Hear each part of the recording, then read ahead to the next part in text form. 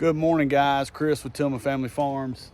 Jamie and I are moving some pigs around. So we got two of our sows that we don't want to breed this time around.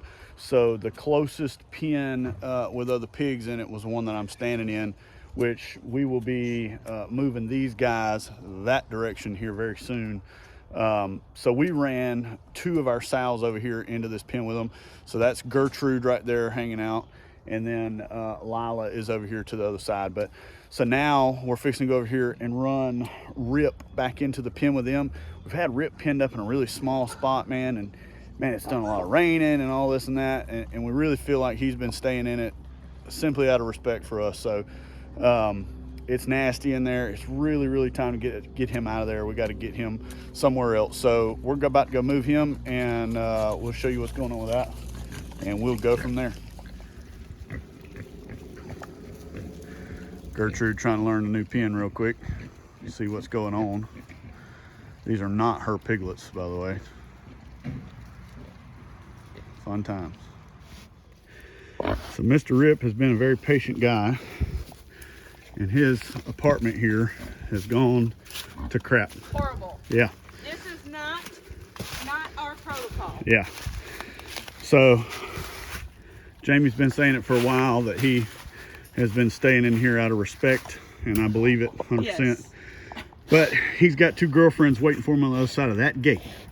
So we're fisting to turn him loose, and he's gonna go do his thing. Ain't that right, buddy? Ooh, don't eat my fingers. Come on, buddy. All right, bud, come on. Come on. Come on. Maybe it is the wire he was respecting, because he sure doesn't want to come across there all of a sudden. But yet you're gonna put it in your mouth. Come on. Come on. Hey, they got the breakfast in that pen. Come on. Come on. Come on, buddy. Come on. Okay. Come on. Come on. Come on.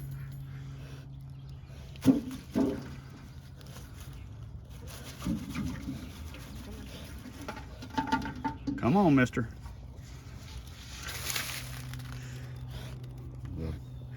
The fake food try.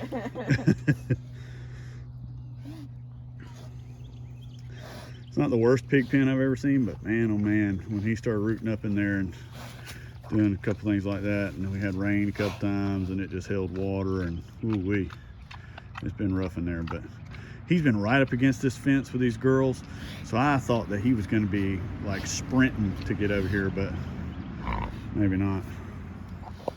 All right, so there all of a sudden he just decided he was going to come on through. Go get them girls. So he wants to say hello to me, and hey, the girls are that way. Yeah. All right, we'll check back on them in just a little while. All right, so he's found his girlfriends at breakfast time. Man, he's a big old joker now. Without him being right next to him, it's kind of really hard to define how big he is, and I hadn't measured him in a while, but if he's not 450 to 500 pounds, I'd be shocked.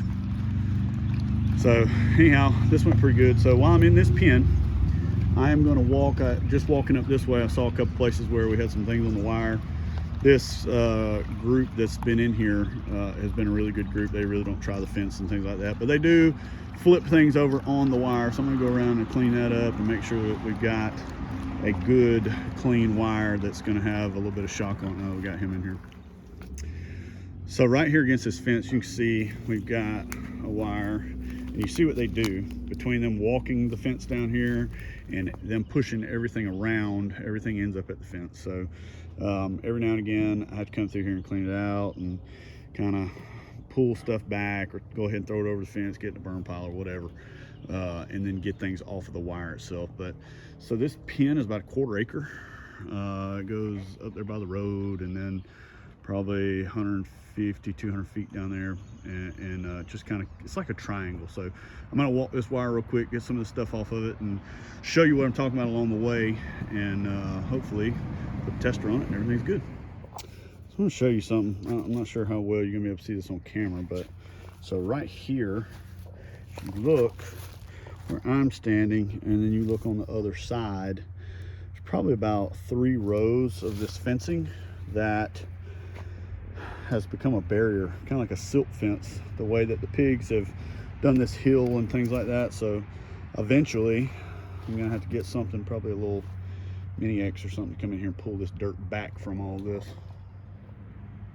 Here's one of the main culprits right here. This stick is, so it's in the fence and it's all wrapped up in the wire. So we're gonna get this cleared, and then I can already see behind me there's a couple other spots like this.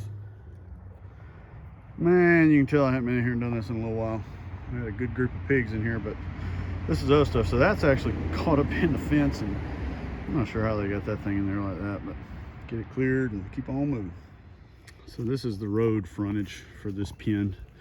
This up here always stays pretty clear, good to go. But all the wire's been checked. Everything's good, everything's cleared. So we have a good shock on this, and we'll move on to the next task. So far so good, no drama.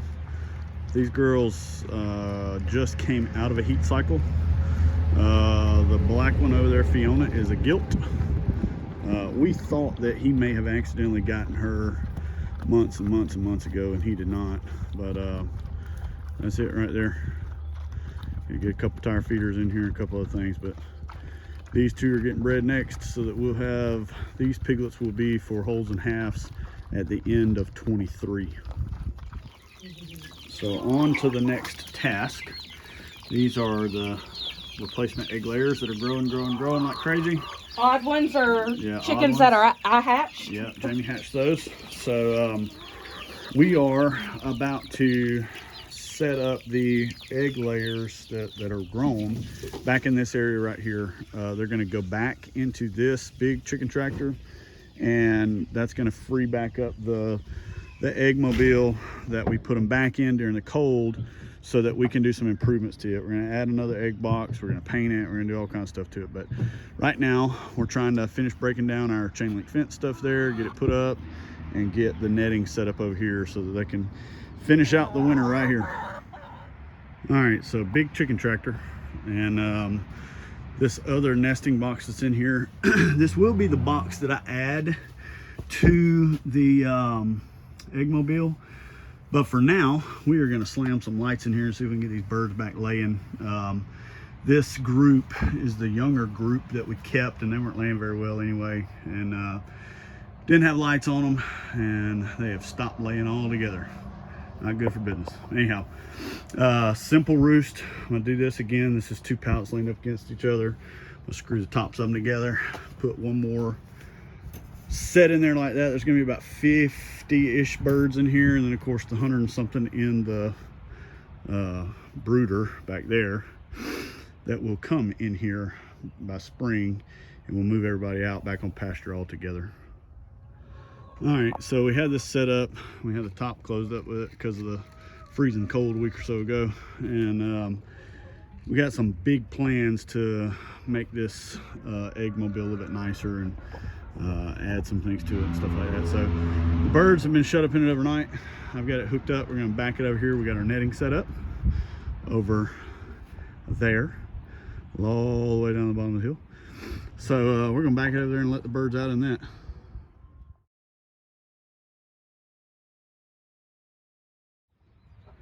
All right, so we got our Stork line netting all set up. Egg mobile's backed over here. We're gonna, Jamie's got some scratch or something. So corn, cracked corn, yep. There was a couple of stray birds that weren't in the setup. And why don't you just open the slide door, babe? It's chaos. I know.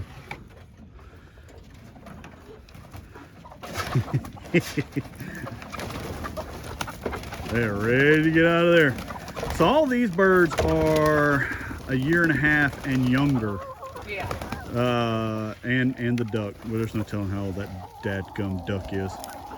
That's Jamie's. That duck showed up here looking like a female mallard. Now we are debating. I say it's a male. It has got a curly tail, and it has taken the typical formation of a male pattern. Granted, it doesn't have a solid green head, It but does have curly tail feathers. that's not a female mallard. I'm pretty sure it's female mallard. It has never laid an egg. All right. Whoop. Anyhow, this is what we were trying to accomplish. Now I'm going to pull the eggmobile out of there so that we can get the netting closed up. All right, so all of the netting that you see here is all Stork line poultry netting. We have a really good relationship with those guys. This is our Stork line poultry netting gate. It's really simple.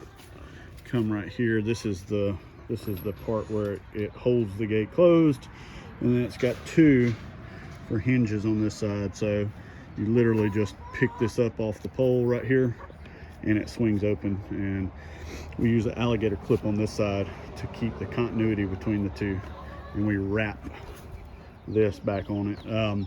We're actually using a plug-in charger on this setup. We're running a little short on solar chargers, but anyhow, that's this setup, and we're gonna get some lights in this setup over here, see if we can't get these guys laying again, and we'll go from there. All right, guys, we're gonna close this one down with this. We moved some pigs around, got some the breeders set back up, pulled two out that we didn't want to breed just yet. We're gonna give them about another month or two to recover. So those piglets will be pigs for next spring's inventory. So anyhow, birds are moved, got a new setup, try to get some lights on to get some eggs going again. So that's gonna be it for today. We appreciate you guys watching. If you don't mind, please go down and like and subscribe, and we'll see you on the next video.